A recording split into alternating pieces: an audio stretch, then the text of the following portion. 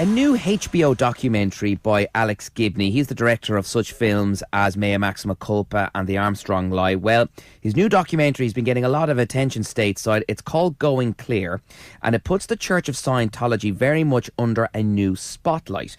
And joining us now on Spin Talk is a former Scientologist, Pete Griffiths. Pete, welcome back to the show. Thanks for your time today. You're welcome. It's great to be here again. Tell us about the documentary Going Clear, because you've had a chance to view it. What did you make of it? Overall, I thought it was a fantastic effort. I loved the way he let the people speak for themselves. In the preamble to the whole thing, the rumour was that they'd got 160 lawyers just in case they got any trouble from Scientology. And already the Scientologists are saying that it's full of lies. Well, in the first 10 minutes, the only lies I spotted were told by John Travolta and L. Ron Hubbard. So it's really well put together. It lets you make up your own mind, which I like. But of course, Scientologists will just hate it because it's attacking them. Now, this idea of having to get 160 lawyers on board, and you mentioned, getting hassle and claims of lies from Scientologists.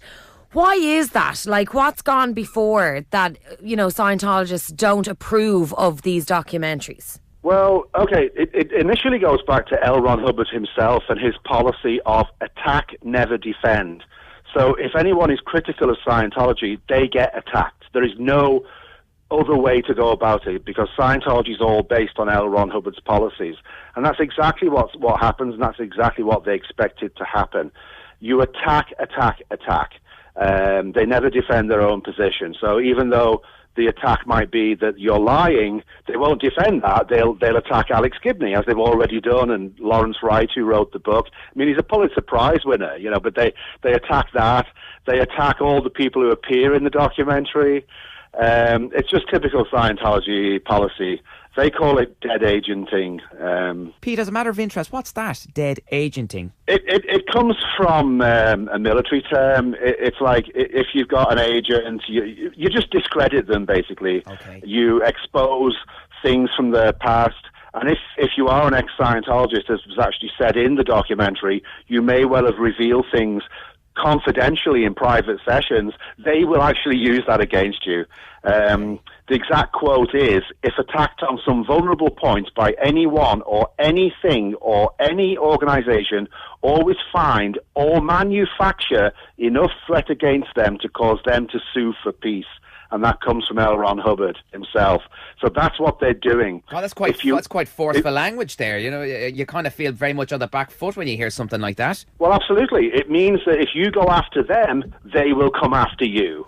So that's why HBO felt that if it was 160 lawyers, I have no idea. It could have been 159 or 161, but a lot of lawyers anyway.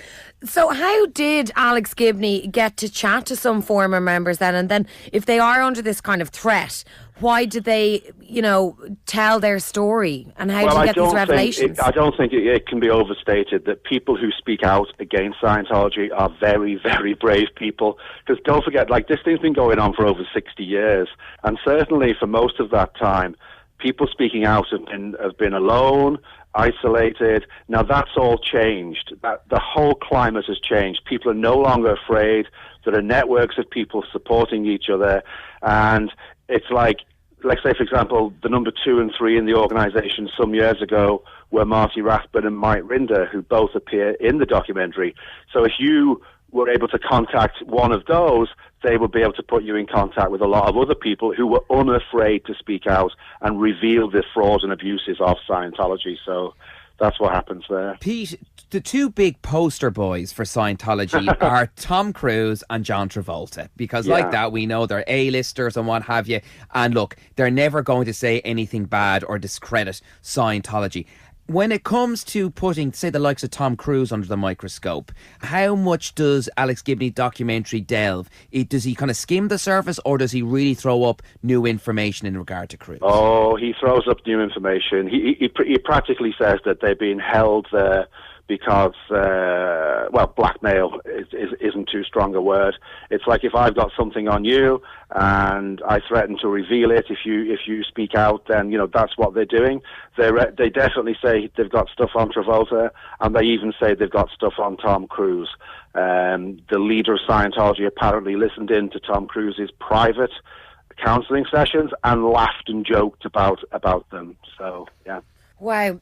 Peter, from your own experience, I mean, you've been very forthcoming about your own experience as a Scientologist. Why do you feel so strongly now about speaking out about it?